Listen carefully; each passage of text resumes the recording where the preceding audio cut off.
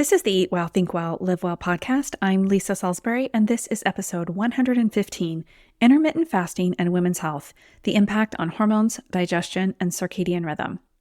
Jillian Greaves is here with me today, and she is a functional dietitian and women's health specialist.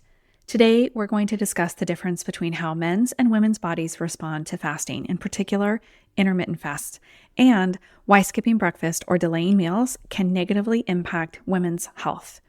We also discuss why aligning your eating schedule with your circadian rhythm is optimal for metabolism and hormone balance. Jillian is big on tools, not rules, so be sure to be thinking how you can incorporate these suggestions as tools in your health tool bag and not as strict rules we are giving you. Welcome to Eat Well, Think Well, Live Well, the podcast for women who want to lose weight but are tired of counting and calculating all the food. I'm your host, Lisa Salisbury. I'm a certified health and weight loss coach and life coach, and most importantly, a recovered chronic dieter. I'll teach you to figure out why you are eating when you aren't hungry instead of worrying so much about what you are eating. Welcome back to the Eat Well, Think Well, Live Well podcast. I am delighted to have Jillian Greaves with me today. She's a functional dietitian and women's health specialist. And from the little bit that we've already chatted over email and just a little here, she is a wealth of information. So I am super excited to welcome her to the show. Welcome, Jillian. Thank you. I'm so excited to be here. So I'm going to let you introduce yourself, give us a little bit of background on what it is that you do, and then we're going to jump into our conversation about, well, just a lot of women's health stuff. Awesome.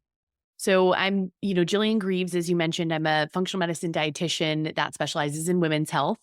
And essentially what I do is really support women with understanding the why behind their gut and hormone symptoms specifically. So I take a root cause approach towards supporting women with really identifying and addressing their digestive health and hormonal symptoms naturally, utilizing advanced lab testing, personalized nutrition, targeted lifestyle therapies, supplementation, mind-body techniques, and really supporting women and bringing the body back to balance and ultimately getting back in the driver's seat of their health. So we work with a lot of women that struggle with polycystic ovarian syndrome, endometriosis, fertility challenges, IBS. That's kind of our jam.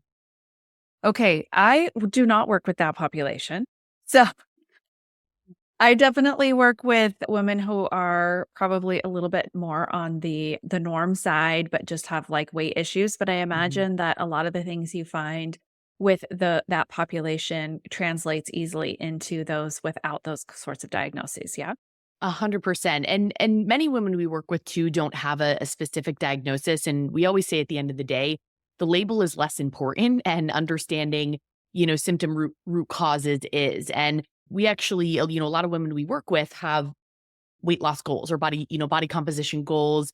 And ultimately, at the end of the day, we always say that, weight loss resistance or, increases with weight that feel like not, comfortable and optimal in terms of where an individual feels they're healthiest and best at. This is a symptom at the end of the day is kind of how we describe it. Same thing like bloating or, acne. And so we really look to get to the bottom of the why and to kind of support women with the root causes and also the habits, right? To help their bodies shift and respond naturally in a way that doesn't feel like you're fighting against yourself at the end of the day. Yeah, for sure.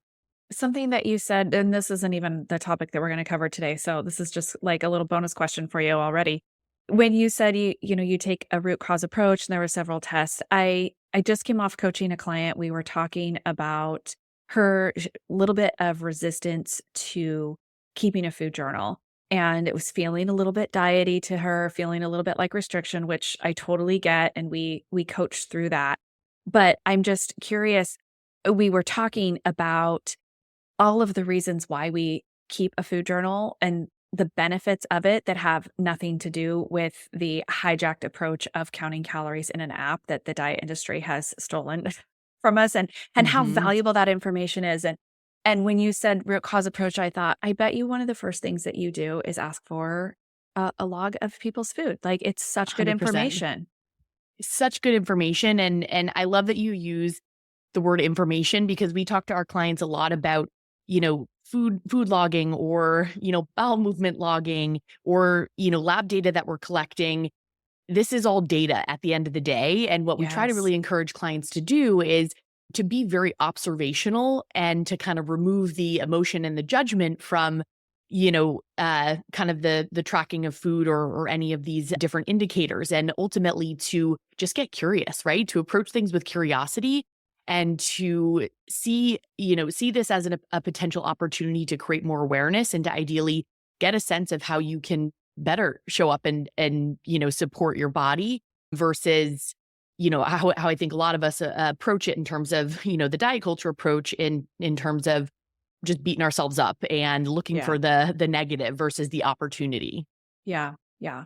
And looking to that food log or that calorie count to know how much can I still eat today? Or, it becomes a real outside of your body situation when you're asking permission of the diet app to eat again. It's crazy. Yes. Anyway.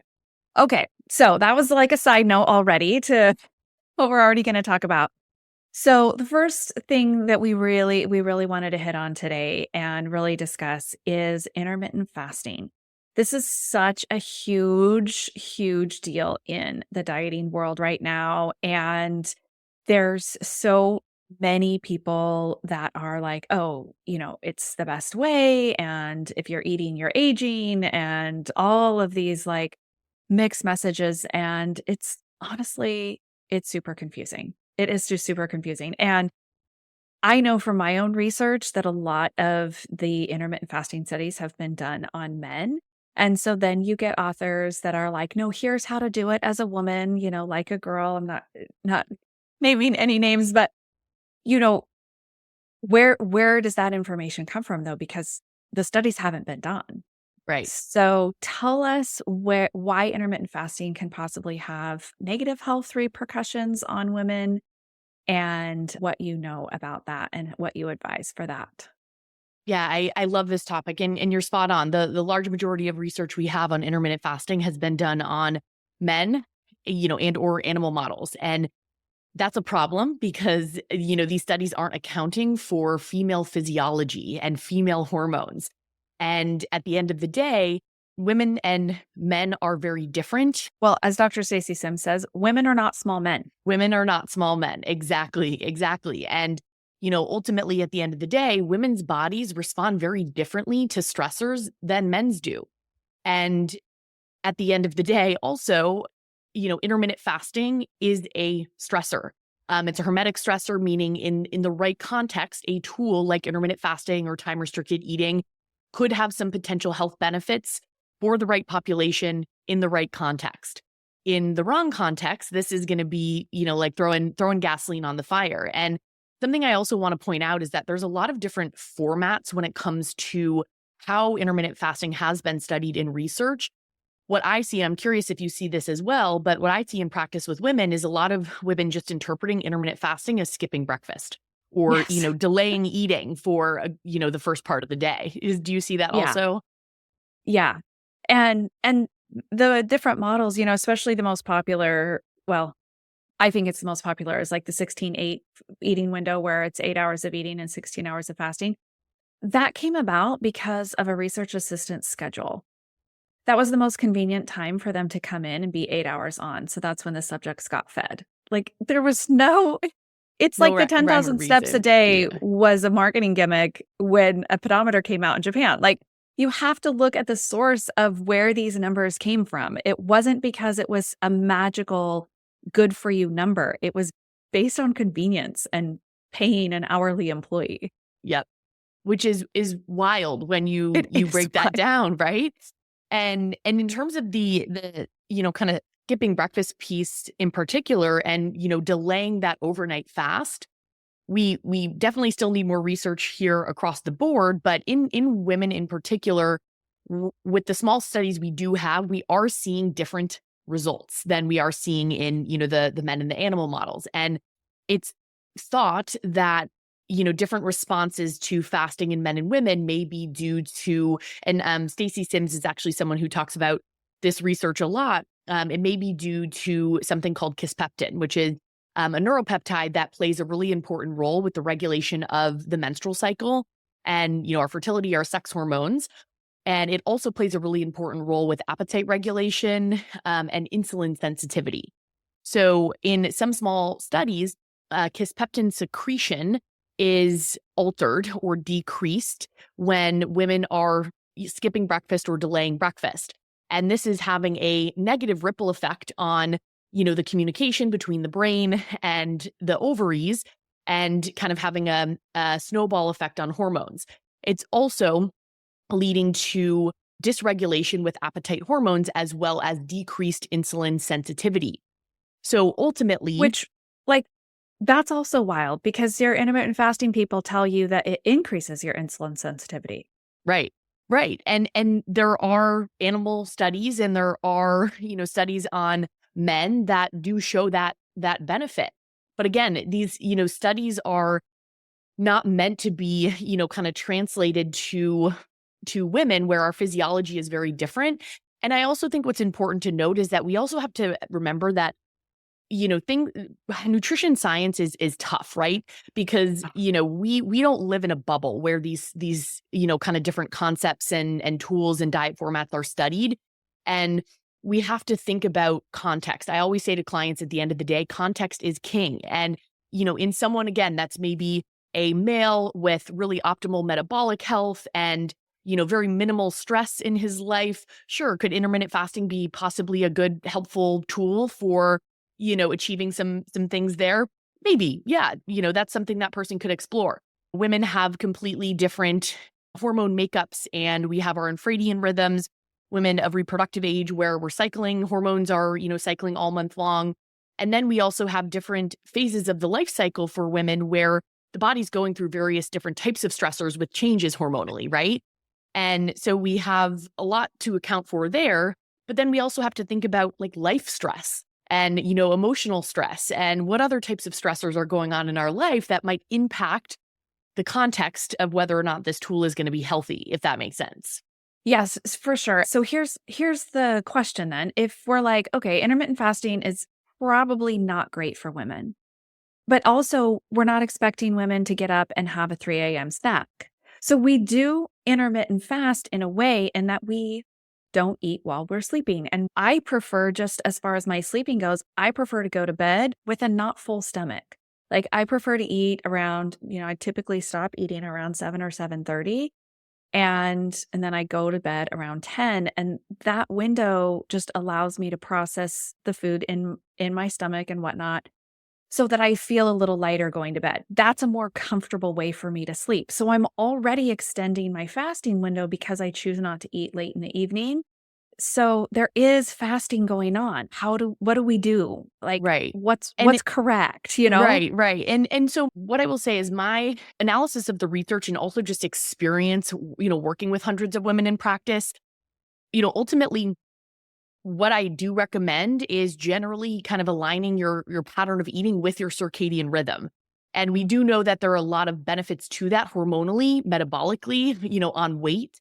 And, that generally is going to mean, eating breakfast within a couple hours of waking up, eating consistent meals throughout the day, and maybe having a little bit of an earlier dinner so that your body does have some time to digest and to shift into kind of sleep mode and producing hormones that help us fall asleep and have, good deep restorative sleep, at the end of the day, which is, kind of misaligned in terms of how a lot of us are operating in our modern world where, women are waking up, they're skipping actual food, they're fueling on caffeine and, kind of stimulating beverages, and then they're eating the bulk of their food later in the day. The second half of the day, they're hangry because they didn't eat enough, the first part of the Mhm. day. And, that's creating hormonal chaos and dysregulation and metabolic dysfunction, ultimately, in my mind. And when it comes to the fasting window, you're right. We are typically naturally fasting overnight. And I think what women need to, kind of remember too is that there's a benefit to just a gentle 12 to maybe 14-hour max, overnight fast. It doesn't have to be 15, 16, 17, 18 hours to have a benefit. 12 to 14 hours is generally what I recommend for, sort of that gentle overnight fast. But always at the end of the day, we have to remember, all of these things we're talking about, these are tools. These are not rules. And, That's life good. Yeah. does its lifey thing, right? And, there might be things that disrupt our ability to follow that schedule, and that's okay. Big advocate for tools, not rules. And always remember that we have to respond to internal biological cues over external rules always. So, if there's a day where, your eating pattern got a little wonky and you're hungry in the evening before bed, have a snack, have a For sure. well-rounded snack, Yeah. respond to that. That's going to help you to sleep better, right?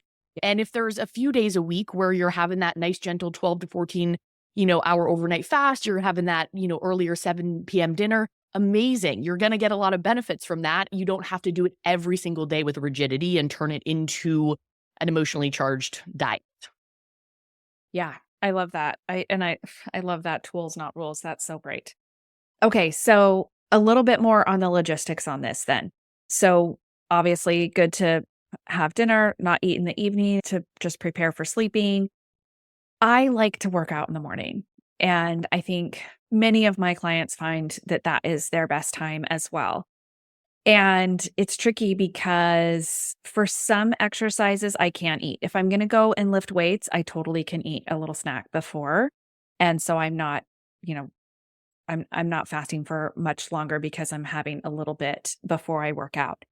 But if I do hot yoga, like there's no way. I cannot have Mhm. anything in my stomach or I absolutely will be so nauseous. Mhm. Mhm. So, and then, cardio is kind of somewhere in between. I can have like a tiny bit, but for the most part, I don't love it. I don't Yep. love food in my stomach. So that pushes my fasting window. Like yesterday, I went to a 9 a.m. hot yoga and I was hungry before, but I'm like, okay, well, if you eat, you can't go to yoga. Like that's just it. Like I've done Yep. it and it's a bad idea. Yeah. So then I'm not eating until, 10:30, almost 11, and that Right. feels late to me. So talk about exercise, morning Yep. exercise, and how we can Yeah. kind of find a solution there. I love that you bring that up because the morning workouts are challenging. We're navigating sort of the appetite and the movement schedule and all of it. And ultimately, what I will say to kind of build on the conversation around the kisspeptin, secretion disruption and how that has sort of a snowball effect, on blood sugar, on appetite, on sex hormones. If we're also, layering in a workout and there's, I'll give you kind of some rough benchmarks here because I think movement can kind of fall into a number of different categories. If we're doing something light, say it's like a 20-30 minute, we're going on a 20-30 minute walk or 20-30 minute, kind of slow yoga flow, something that isn't super intense. I think often, we can get away with doing a little bit, something fasted. However, if it's, an hour long, heated yoga class where again, the heat aspect also is going to put more stress on the body. If we're, strength training, if we're doing, cardio that's longer in duration or higher in intensity, we are absolutely going to want to figure out a way that we can have a little bit of fuel to replenish those glycogen, those carbohydrate stores that signal to the body that, hey, you're safe, you have enough resources. So you can actually focus on things like muscle protein synthesis and building lean muscle versus, being in kind of conservation mode. And what we are seeing in research is fasted exercise. And again, there's that threshold there depending on the duration and the intensity. But fasted exercise is leading to, in women, a very, very amplified cortisol response. So in the morning, we typically experience something called a cortisol awakening response, where we get this big burst in cortisol soon after waking. That's a very, kind of healthy part of our diurnal, cortisol pattern. But cortisol is already going to be high in the morning and, our energy stores are depleted. So when we start putting more demands on our body without any energy and we're stimulating cortisol with movement, we're going to get huge amplification with this cortisol first thing in the morning. And that is going to potentially, again, in a repeated sense, have some negative implications for women. Definitely negative implications on, blood sugar balance and insulin sensitivity. It can also have negative impacts on thyroid function, specifically impacting thyroid hormone conversion. I'll see in practice a lot with my women that are my clients that are fasted kind of morning movement people and kind of doing higher intensity stuff in the morning. I'll see a lot of low free T3 values. And obviously there's likely more pieces to the puzzle there, but ultimately we do know that it can negatively impact, thyroid function and sort of work against us at the end of the day. And what's tough is sometimes with that big burst of cortisol and kind of adrenaline from the fasted workouts, we can feel really energized, right? It's like, oh man, that felt great. When ultimately our body's going to perceive that stress a little bit differently. So my recommendation would be, and I think everyone's different and is going to need to play around with this a little bit to see what feels best. But using your hot yoga example, and I know that's like a tough thing to get down like real food before and have that feel good. Maybe playing around with something liquid. Even if a client was able to bring in, drink like a coconut water, put like a pinch of sea salt in it and at least get like a little sugar or carbohydrate from coconut water, that would even be better than just a fasted workout at the end of the day in my mind. Or if we could do, a little bit of like a simple, protein shake, even if it's like small frozen banana, scoop of protein, a little bit of liquid, and have something like that. Or something that's super easy to digest. I actually love I don't know if you've heard of those like Fuel for Fire, like pouches. They're great little kind of convenient pre-workout. It's basically like blended, fruits. Some of them have like a little sweet potato or something in them, but just some whole food carbohydrates. And I think they each have like 10 grams of protein added, but just sort of like a quick, easy to digest pre-workout fuel. So that's what comes to mind for me, but definitely, everyone has to play around with it a little bit to sort of figure out what feels good for them during their workout. Yeah. So for a first recommendation then, in terms of energy, if you're looking at the package, we're looking for probably, it sounds like somewhere in the range of like 250 calories, something like that in terms of energy needs. Yeah, I would say like 150 to 200. Oh, okay. Even lower. Okay, good. Yeah, I mean, it could be higher, but I'd say even lower is fine. I think if we could get like 150 to 200, that'd be great. Okay. I just think even though my listeners, my clients, we're not really strictly counting calories, it's still a form of energy measurement. And so it just helps as a guideline, even if you're not going to count all day long, to say like, oh, okay, this makes sense. This is kind of the amount of food that Jillian's recommending. Yeah. So this morning I did an hour-long pool swim. And before I had like just a one, I don't know what to call it, like an energy ball. It's like oats and a little bit of chocolate. It was primarily carbs and nut butters, that kind of thing. And I felt like great. It was packaged. And so I know it was 110 calories. I probably could have used a little more. I think that's kind of along the lines of what we're talking about. Yep, absolutely. And I think even to give another guideline, if you were able to get like 30 grams of carb for, a workout that was like an hour, in duration, if it was a little shorter, even getting like 15 grams of carbs, something is going to be better than nothing in terms of, again, kind of giving your body some of that energy and really kind of telling the brain that you're safe and you have resources that you can use here. But I think like 30 grams of carbs would be a good goal. Okay, good. Thanks for those guidelines. Yeah. And it's because even just this small amount of food is breaking your fast. It is saying, okay, we're okay, body. Like there's food here. Because I'm always saying our brains have not caught up to the fact that we have refrigeration, that we have food on every corner. Like it's not been very long in the history of humans that we've been able to save food in the way that we can save food now and have it readily available. And so we are still working on these rhythms and these, hormonal processes that were built on more of a hunter-gatherer society, really, and tribal and just not abundant. Yep. Yeah. So let's get into, you mentioned before about the circadian rhythm with the fasting. Tell me more about that and how we want to follow that. You kind of briefly touched on it, but I just wanted to circle back, if you will, to that and understand that a little bit more and maybe even start with a definition for those of us that aren't quite familiar. Yes. So circadian rhythms essentially refer to the roughly 24-hour schedule that all internal biological processes kind of operate on. So at the end of the day, circadian rhythms are kind of how the body makes sure that everything is happening in the right place at the right time of day. So our hormones are circadian, our digestion, is circadian, the production of neurotransmitters, is circadian. everything in the body is circadian. And circadian rhythms are regulated by a master clock in the brain that communicates with all sorts of peripheral clocks or cellular clocks that we have throughout the rest of our body. And the master clock in the brain is influenced by just a couple kind of core external factors. And these external factors kind of signal to the clock in the brain what to do. And the clock in the brain communicates that with the rest of the body. The core factors that sort of synchronize or entrain our circadian rhythms or influence that clock in the brain include our sleep-wake schedule. So when we sleep, when we wake up, when we go to bed, light and dark exposure. So light regulation being the absolute probably biggest factor that influences circadian rhythms, when we eat, and also when we move, when we exercise. So to kind of break this down even a little bit more, so talking about, hunter-gatherer kind of ancestral nutrition and looking into the past, people used to wake up when it was light out, right? They would wake up with the sun.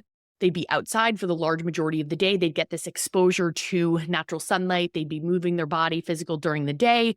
And, in the evening, when it got dark, they'd go to bed. In our modern society, a lot of us are waking up and the first thing we're doing is we're on screens in the morning. We're on our phone, we're on our computer, we're outside very little. So we're exposed to a lot of artificial, blue light throughout the day, very little natural sunlight. We're often skipping breakfast and, eating late into the evening when it's dark out and the body, wants to be preparing and getting ready for sleep, for rest. So just to kind of give you an example of our modern world kind of works against us from a circadian rhythm perspective. But, having consistent light and dark exposure, having a consistent eating schedule kind of aligned with circadian rhythms, having a consistent sleep schedule, this is what helps the body to, again, make sure that things are happening in the right place at the right time. So for example, our thyroid is circadian. So getting sunlight exposure in the morning is something that's really important for stimulating the production of thyroid hormone conversion. Getting sunlight exposure in the morning is the primary kind of stimulating factor for producing cortisol, that cortisol awakening response. Getting sunlight in the morning is one of the biggest things that actually tells our body to produce melatonin, a hormone that helps us sleep later on in the day, in the evening. But again, what happens in our modern world is things are working against us a little bit. So it can be confusing for the brain, and we end up with, hormonal dysregulation, digestive dysregulation, metabolic dysregulation that can occur when the body and the brain is confused. And the secretion of all of these, different hormones and the communication is off in the body. I want to share just like a really quick, really interesting study that I think might resonate for your community and a lot of your listeners, especially from like a weight and metabolic health perspective. Yeah, great. There was a small study that was done, I think it was done in like 2012 or 2014, that had a group of healthy individuals and took this group and they had healthy metabolic parameters and they disrupted their circadian rhythms for 3 weeks. So they kept them up later at night and exposed them to blue light at night. At the end of... So it's primarily through their sleep that they disrupted them. Yes. So this was through sleep, one of those big sleep and light exposure. So, 2 of those big, kind of external factors. And at the end of 3 weeks, this group of individuals on average had pre-diabetic levels of fasting glucose, pre-diabetic levels of fasting insulin, and had an 8% decrease in their metabolic rate without changing anything about what they ate. Their, all of the confounding factors, calories, what they ate was accounted for. And this was just related to keeping them up late and exposing them to blue light, artificial light into the evening. So I highlight this to really kind of emphasize or call out the fact that, circadian rhythms really run the show in the body. And I think particularly for women that are looking to optimize their hormones, their digestion, their metabolism, circadian rhythms, it's a very overlooked opportunity, right? We're getting so zoomed in on calories that we're forgetting habits, like when we eat, the light exposure, when we wake up, when we sleep. These things are having a huge influence on how our body functions. Yeah. I gotta say that I'm just naturally in my life cycle, in the time of life that I'm in naturally able to sleep for more hours of the day now because I have teenagers. I live in California, and they made a law that high schools can't start before a certain time now. So my high schoolers actually start much later than they used to because they used to start really early. Now they don't start until 8:30. Oh, Uh, wow. it's kind of a crazy thing, but I used to get up at like 5 or 5:30 with my high schoolers. They would go to an early class and then school. Anyway, point being, and then before that, I had littles and they were getting up at 6. And so I am now sleeping much later in the morning till like 6:30 or 7.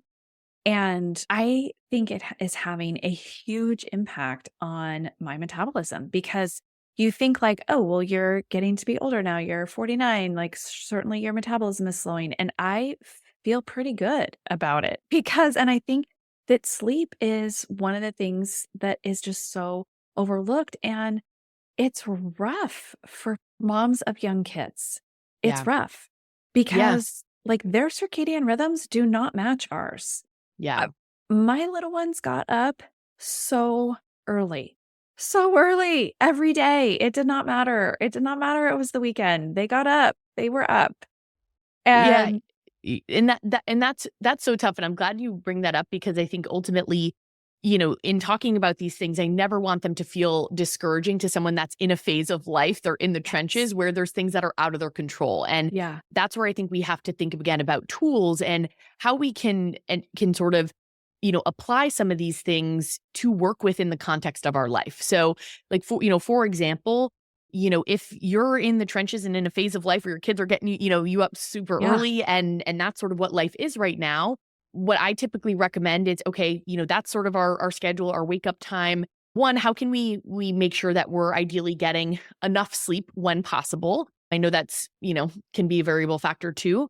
But also, how can we make sure that we're getting, sunlight upon waking? If we're waking up way before the sun, that might not be an option, Mhm. right? So maybe we grab, an inexpensive full spectrum light box that we can pop on as soon as our alarm goes off in the morning that sort of simulates the sun. We absorb it into our eyes and it helps with entraining and regulating and synchronizing, So our those do internal work. clocks. Yes. That's not just like a gimmicky thing.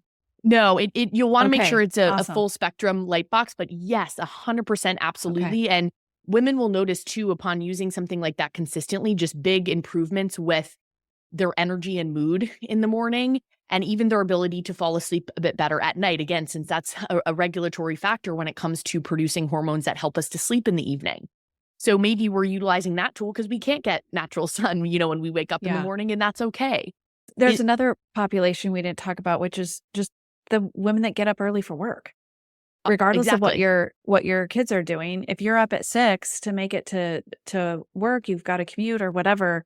I think that could be really interesting, a light box, while you're doing makeup. How long would you need exposure to that to have an effect? Yeah, ideally 20 minutes, but if you only have Okay. 10 minutes is gonna be better than no minutes. Absolutely. Okay. So, do what you can. I'd say 20 minutes would be the goal. Even if it's, yeah, having that on while you're, getting ready, putting makeup on, while you're eating breakfast, whatever it is. Or, maybe you set your alarm a few minutes early and you kind of pop that on and you hang out in bed, let it, shine right on you for a few minutes.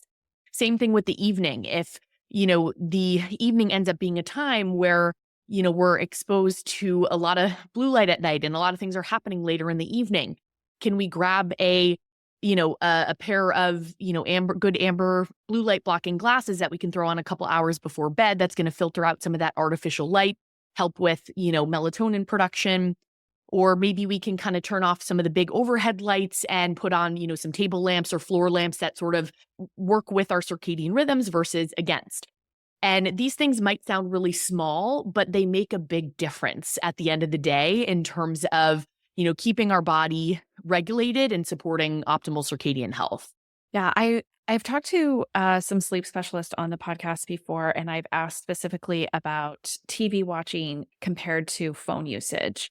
Mm, And it seems like the general consensus is the problem with the phone usage, especially at this late night, is the blue light at such a close distance to your face. mhm. Even if you're holding it in your lap, like that's really close. Whereas if you're sitting in a room with a TV, at a comfortable distance from the couch, that's not going to affect the light source into your eyes. I'll tell you, like around 8 o'clock, I'm like, overhead lights, I'm done. I am done with the overhead lights. I turn on my under cabinet lights. Yes. Sometimes I'll watch a little TV. It happened to be the premiere of Dancing with the Stars last night, so I had to watch Alona Mar, obviously. So I was watching TV last night until like 10, but then I make a real point to not turn on my phone. When the show is over, it gets turned off. I'm not saying I'm perfect at this, but I'm also making the effort not to scroll on my phone at that point, not to go, Yes. get in bed and then start scrolling. Yep. That's what we want to really, really avoid. 100%. Could not agree more. And I think the the phone use, and I'll share too. I'm by no means perfect here, but what I've found, for me and is really helpful often for clients is, really putting some hard stops in place where, at a certain time each night, I actually just put my phone on airplane mode. So Mm, if I pick it up, I can't mindlessly, kind of open open the app and start scrolling because I'm on an airplane. And that yeah. feels really good to me now. At first it was like, oh, this is a little weird. And now I'm like, whew, this is my like, I'm disconnected. Yeah. I Um, love that idea because that keeps you from checking email and yes. yeah, notifications. Ugh, love it. Yep. Okay. Yeah. And I'll leave it on in the morning too for the first hour that I wake up. So again, I'm not, opening my phone, popping open the email. And even I think what's just interesting too is that even if there's nothing, kind of like stressful coming in, it's, there's the circadian, rhythm disruption piece, but it's also just stimulating, right? Where you're, Yeah. getting sucked into a work email or whatever it is. So I think having those hard stops, something I always encourage clients to do too is to consider with the phone, either plugging it in across the room so it's not on the bedside table or getting it out of the room and getting, an old fashioned alarm clock to Yeah. wake us up in the morning. Yeah. Perfect. Okay, I want to touch I know we're almost out of time, but you did mention a little bit about regulating your blood sugar to optimize hormones. And I think what you're probably meaning here is like your hunger hormones. Yeah. So I would say hunger hormones, stress hormones, thyroid hormones. I typically, share with clients that balancing blood sugar is kind of step number one in terms of hormone health, balancing hormones in a really foundational way. Imbalanced blood sugar really disrupts most hormonal systems in the body, but definitely appetite, regulation, appetite hormones for sure. And so, what are your tools specifically to regulate your blood sugar? Yeah, so I think there's always an order of operations or kind of a hierarchy of needs when it comes to things like this. And I always recommend, starting with the foundations first. We don't want to get too zoomed in on, micro strategies before we've kind of laid the foundation there. So ultimately, meal timing, which we've obviously talked extensively about today, I'd say is so overlooked when it comes to blood sugar regulation. So really ironing out a supportive pattern of eating that works for you and your schedule. I mentioned circadian eating. So ideally, having something to eat within the first couple hours of waking, eating consistent meals, every 3 to 5 hours throughout the day from there. So kind of nailing that down. When we go really long stretches of time without eating, that's where we can end up with blood sugar crashes, which are going to result in increases with stress hormones like cortisol. So kind of nailing down that pattern of eating. And then I would say next foundational step would be really emphasizing and focusing on, meal composition, which I know talk extensively about, and ultimately aiming to have a really solid protein source consistently at meals, aiming to have a good fiber rich carbohydrate source, half plate of non-starchy veggies, some complementary healthy fats in the mix. So our protein, our fat, our fiber are big blood sugar stabilizers. So aiming to kind of have all of these components at meals consistently, along with meal timing, I would say that's sort of step number one for blood sugar balance. Perfect. It's just always back to the basics, right? We Hmm. don't need to get into these. I mean, ultimately, honestly, I think that intermittent fasting is a little bit of a fad diet. Hmm. It's a little bit of a magic pill kind of thing. And it's really just these foundational basics. Hmm. There's nothing that you said about balancing blood sugar that people need to run out and buy a different supplement or completely overhaul everything they're doing. It's all of the same basics that are just so important and so foundational to health. And I think we need to remember that this isn't dieting. Mhm. This is eating like a normal, healthy person. This is what a human body needs for health. And I think it is so important to separate that from being on a diet. 100%. And it's usually the least sexy and exciting things that are the most impactful for our health at the end of the day. Isn't it? Isn't that the truth? All right. Thank you so much, Jillian. It's been a pleasure to speak with you. Why don't you let people know how they can find you online and hear more from you? Absolutely. So you can find me over on Instagram. You'll see me post in and on stories. My Instagram handle is Jillian Greaves RD. And you can also find me at my website, which is just jilliangreaves.com. Okay, perfect. We'll put those links in the show notes. Perfect. Thanks again. I hope you enjoyed listening to Jillian as much as I loved speaking with her. If this episode has helped you in any way, could you do me and her a favor and just share it? Take a screenshot of this episode and post it to your stories, and for sure tag me and Jillian on Instagram. You can also just send it to a friend. If you are looking for that extra bit of personalized help with your weight loss or figuring out why you are eating when you aren't hungry, be sure to schedule your free coaching call with me and see how much you can benefit.